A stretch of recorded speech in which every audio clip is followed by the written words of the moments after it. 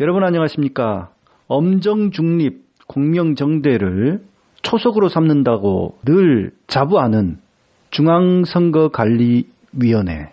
이 중앙선거관리위원회의 고위 간부가 박근혜 정권 시절에 문고리 3인방 중 한 명인 정호성 비서관에게 인사청탁을 한 사실이 최근 한국일보 보도로 드러났습니다. 오늘은 그 소식과 DR 콩고에 전자투개표기를 수출한 업체가 또 얼마나 많은 자금을 그 수출액과 실제 그 비용 간의 차이가 큰지 그것을 또 보도한 또 언론이 있었어요. 그 두 가지 소식을 오늘 중점적으로 이야기를 좀 나눠볼까 합니다. 최근 한국일보의 강철원 기자가 4월 16일자 신문에서 한 번만 총대 매주어 VIP께 보고됐나 문고리 정호성에 매달린 청탁이라는 제목으로 기사를 썼어요. 단독 기사로 이 기사가 나갔는데요. 이 내용을 보면은 헌법상 독립기관이라고 하는 이 중앙선거관리위원회 간부가 2015년 1월 12일 날 정호성 비서관에게 보낸 문자가 이 기사에서 공개가 됐습니다. 그걸 보면은 이 사람이 얼마나 다급했든지 자신이 그 승진을 하기 위해서 문고리 3인방인 정호성 씨에게 이런 인사청탁을 했을까 하는 생각을 하게 됩니다. 이분이 누군가 제가 좀 파악을 했어요. 강철원 기자에게 직접 알아봤습니다. 강 기자는 알고 있으니까요. 그래서 그 파악을 했는데 이름은 제가 공개를 아직 하지 않겠습니다. 다만 우리가 잘 아는 사람입니다. 그리고요, 이 사람은 중앙선거관리위원회 전 사무총장입니다. 그 정도까지만 말씀드리겠습니다. 중앙선거관리위원회 전 사무총장이 이러한 인사청탁을 한 겁니다. 그러니까 어떤 내용으로 인사청탁을 했는지 살펴보니까 이렇게 문자 메시지를 보내고 있습니다. 그러니까 정호성, 그러니까 문고리 3인방 중 한 명인 정호성에게 보낸 문자에서 선관위에서 좀 더 봉직할 수 있는 기회를 주시면 국가와 사회를 위해 제가 할 수 있는 일을 다 하겠습니다.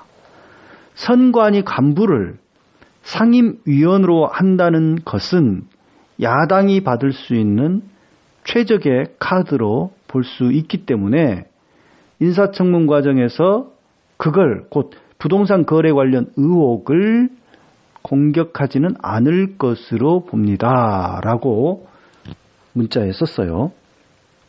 그러니까 이 인사청탁은 2015년 11월 12일 날 보낸 문자인데요. 상임위원, 중앙선거관리위원회 상임위원회 자신을 뽑아달라, 자신을 추천해달라라고 하는 인사청탁입니다. 그러니까 왜 정호성 비서관에게 이런 인사청탁을 했는지 좀 우리가 알 필요가 있는데, 그것은 중앙선거관리위원회 상임위원은 대통령이 추천한 위원 가운데서 뽑거든요. 그러니까 대통령이 추천하면 그 사람이 상임위원이 되는 거예요.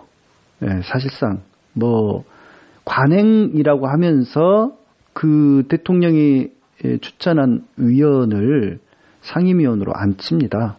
그러니까 원래는 호선을 위원들 중에서 호선하게 돼 있는 게 법인데 대통령이 사실상 임명한다고 볼 수가 있죠.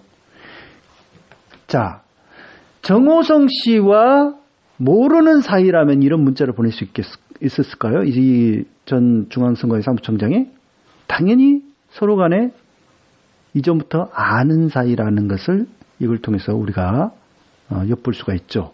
또 한 가지, 이렇게 이제 선을 댔기는 했습니다만은, 줄을 대기는 했습니다만은, 이 사람은 그때 당시 2015년 11월, 그러니까 11월이면은 이제 상임위원회 임기가 끝날 쯤이에요. 그러니까 전 상임위원회 임기가 끝나고 이제 교체가 되는 시기인데요. 상임위원이 보통 이제 원래는 4년인데 위원회 임기가 6년일 겁니다. 근데 2년만 하고 물러나요. 중앙선관위 상임위원회 경우. 그게 관행입니다. 그것도. 그렇게 되는데 자신을 추천을 해달라. 청와대에서 추천을 해달라라고 하는 요청을 한 건데, 그러니까 정호성 비서관과 그 이전부터 관계가 있다는 것을 우리가 이걸 통해서 엿볼 수 있고요. 그러니까 사무총장을 디딤돌 삼아서 결국은 상임위원으로까지 진출하려고 지금 생각하는 거예요. 보통 이제 상임위원들 보면은 중앙선관위 사무총장 출신들이 간간히 되고 있어요. 그러니까 중앙선관위 사무총장이 상임위원이 되는 경우들이 종종 있습니다. 물론 다른 사람을 데려다 쓰기도 합니다만 선관위 출신들, 특히 중앙선관위 사무총장을 총장 출신을 상임위원회에 앉혀요. 근데 이 사람과 경쟁을 한 후보는 또 중앙선관위 사무총장이에요. 그러니까 이제 전 중앙선관위 사무총장. 이 사람은 현 중앙선관위 사무총장 이런 시절에 이런 청탁을 한 거죠. 그 전 중앙선관위 사무총장도 있는데 그 사람과 이제 경쟁을 하면서 자신은 현직인데도 불구하고 이렇게 인사청탁을 한 겁니다. 그래서 중앙선관위 상임위원으로 계속 일할 수 있도록 해달라. 선관위에서 계속 일하고 싶다. 이런 거죠. 그러니까 이제 사무총장 임기 끝나면 이제 이 사람은 상임위원이 되고 싶었던 거죠. 그래서 상임위원으로 일하고 싶었던 겁니다. 상임위원은요, 장관 바로 장관보다 더 사실상 높은 대우를 받고 있어요, 현재. 중앙선관위 상임위원의 경우는. 연봉도 더 많이 받고요. 좀 그렇습니다. 아무튼 이 사람이 정호성 씨와, 그러니까 그때 당시 박근혜 정권의 그 문고리 권력과 선이 닿아있다. 긴밀한 관계로 보인다. 라고 하는 것이죠. 다만 이 사람이 상임위원에 뽑히지는 않았다. 이렇게 인사청탁한 사람이 굉장히 많았는가 봐요. 그러니까 이 강철원 기자 보도에 의하면 2015년, 16년 이렇게 2년 사이에 1000여 건 정도의 인사청탁 등의 그 문자들이 있는데 그 중에 하나였던 겁니다. 이게 그 중에 하나예요. 자, 또 한 가지 이 문자에서 우리가 주목해 봐야 될 점이 있습니다. 그것은 바로 인사청문 과정에서 그걸 공격하지 않을 것으로 봅니다. 이 말 속에 그걸이라고 하는 것은 부동산 거래 관련 의혹이라고 했어요. 부동산 거래 관련 의혹. 그러니까 이 사람은 부동산 어떤 그 거래상에 비리 의혹이 있는 걸로 지금 보입니다. 그걸 공격을 하면은, 그러니까 이제 중앙선관위 상임위원회 경우는 그 인사청문회를 거치게 되거든요. 그걸 공격을 하면은 어떻게 그걸 방어할 거냐, 그걸 넘어설 거냐라고 하는 건데 자신이 선관위 출신이기 때문에 아마 야당이 그 부동산 거래 관련 의혹은 제기하지 않을 거다. 이렇게 보는 거죠. 선관위 출신이니까 더 프리미엄, 이 점수를 따고 들어간다. 그렇기 때문에 상임위원 하는데 이렇게 임명하는데 큰 문제는 없을 것이다. 이렇게 지금 주장을 하고 있는 거예요. 상당히 좀 황당한 주장인데 아무튼 이 사람은 낙마를 했습니다. 낙마를 했지만은 다행인지 불행인지 아무튼 낙마를 했습니다만은 이 사람이 지금도 중앙선관위 관련한 곳에서 일을 하고 있다는 데 문제가 있어요. 말하자면 준공무원입니다. 사실상 지금도. 그래서 문제가 있는 거죠. 그래서 이 문제는 좀 더 제가 더 살펴보고 분명하게 좀 짚을 생각인데요. 너무나도 아쉽게도 부정청탁 및 금품 등 수수 금지에 관한 법률, 곧 김영란법이라고 우리가 흔히 말하는 그 법이 2016년 11월 30일부터 시행이 돼요. 그러니까 2015년부터 마련이 돼가지고 2016년 11월 30일부터 시행이 되었는데 너무나 안타깝게도 이 중앙선관위 전 사무총장의 부정청탁 건은 2015년에 있었던 겁니다. 2015년. 그러다 보니까 이 부정청탁 금품 등 수수 금지에 관한 법률 적용을 안 받게 되는 거죠. 참 기가 막히게 된 너무 아쉬운 대목인데 지금 현재 이런 그 김영란법에 의하면은 부정청탁 금지가 이제 5조에 명시가 돼 있어요. 그래가지고 누구든지 직접 또는 제3자를 통하여 직무를 수행하는 공직자 등에게 다음 각 호의 어느 하나에 해당하는 부정청탁을 해서는 안 된다 됐고, 그 중에 이제 채용, 승진, 전보 등 공직자 등의 인사에 관한 법령을 위반하여 개입하거나 영향을 미치도록 하는 행위, 이게 분명히 명시가 돼 있어요, 지금은. 그래서 만약에 이것을 어겼을 경우에는 3천만 원 이하의 과태료를 부과받습니다. 그리고 이런 어떤 규정 위반을 했을 경우에는 해당 기관에 통보가 가게 되고 이 사람은 또 내부 징계를 받게 돼 있어요. 그렇기 때문에 지금 같으면은 당장 신고 고발 대상이 될 텐데 2015년에는 직접적으로 금품을 주고받았거나 이렇게 하지 않는 한 이게 부정청탁을 처벌할 또 방법이 없어요. 좀 그런 안점이 있습니다.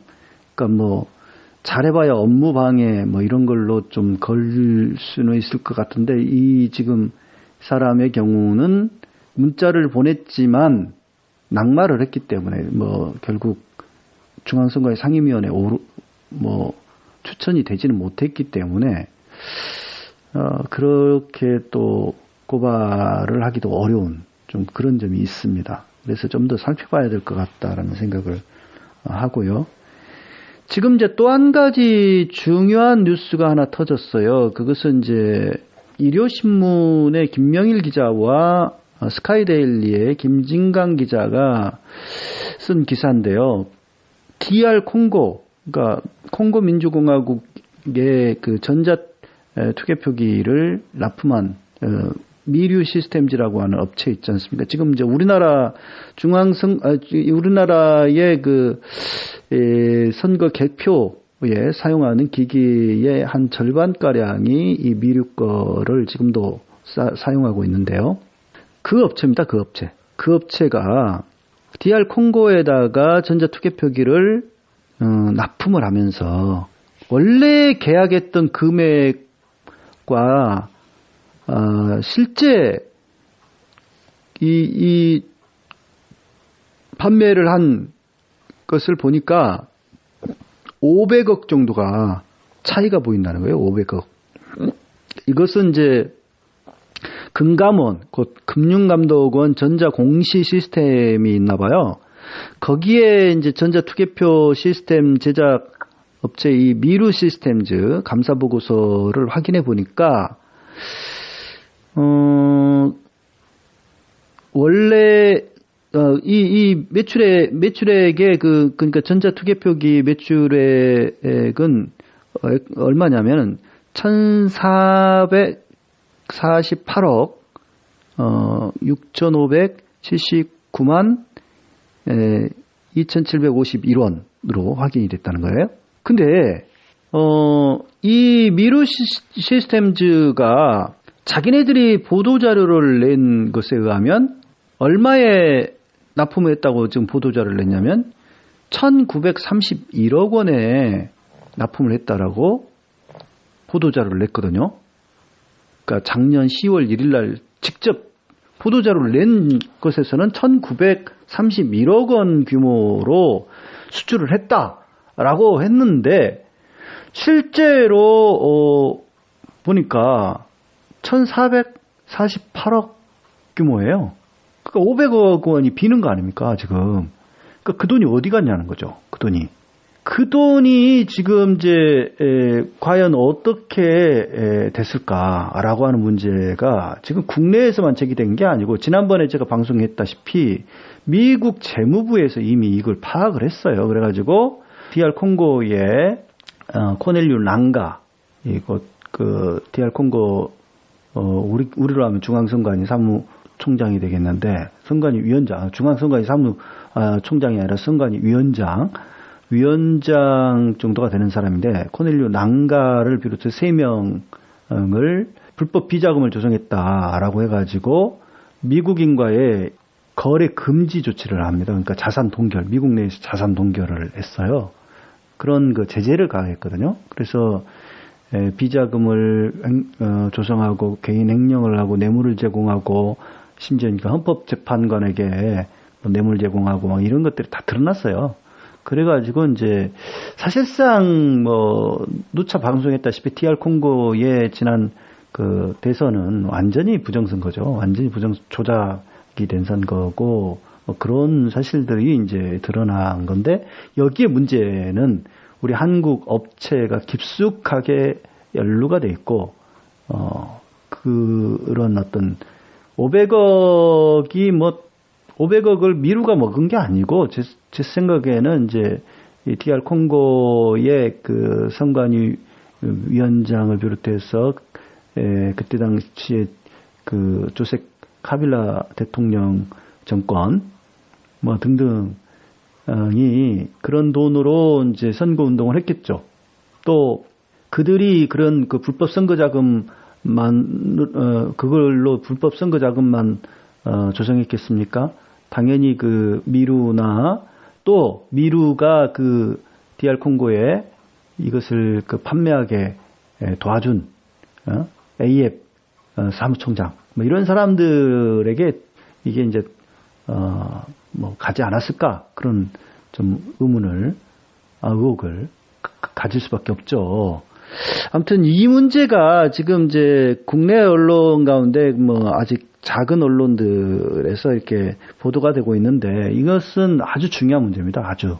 왜냐하면 이게 이제 DR 콩고 민주화를 아주 그 저해한 사건일 뿐만 아니라 이렇게 그 우리나라 중앙선관위 하부 관리 감독을 받는 기관이라고 할 수 있는 세계선거기관협회 AF 사무총장도 관여가 돼 있고 그것은 결국 중앙선관위도 관여가 돼 있다는 이야기가 되기 때문에 이 문제가 앞으로도 계속 논란을 낳을 가능성이 크다 이렇게 보는 거죠. 자, 그러니까 이 두 가지 사건, 그러니까 전 중앙선관위 사무총장이 문고리 3인방인 그 정호송 비서관에게 부정청탁을 한 사건. 그것은 결국 박근혜 정권과 중앙선관위가 중앙선관위 그 간부가 고위 간부가 위착이 돼 있었다라고 하는 것이고 이거는 그동안 중앙선관위가 엄정 중립 그리고 공명정대 선거를 과연 치렀나 의문을 품게 만드는 아주 중요한 그런 문제입니다. 그것을 우리가 또 알 수가 있고 또 한 가지 중앙선관위가 뭐 직간접적으로 책임이 있어 보이는 DR 콩고의 그 미루 시스템즈를 통한 전자투개표기 수출상의 그 비리 500억이 빈다라고 하는 사건 또한 모든 그 말하자면 문제의 근원이 중앙선관위로 또 향하고 있다라고 하는 점을 지적을 드립니다. 여기까지 오늘 좀 두 가지 점을 좀 살펴봤습니다. 예, 오늘 방송 들어주셔서 감사드립니다. 팔팔하게 달려요. 88 대리운전 061-681-8888 1,000원씩 기부하는 대리운전 88 대리운전 061-681 팔팔 팔팔하게 달려요 팔팔 대리운전 0616818888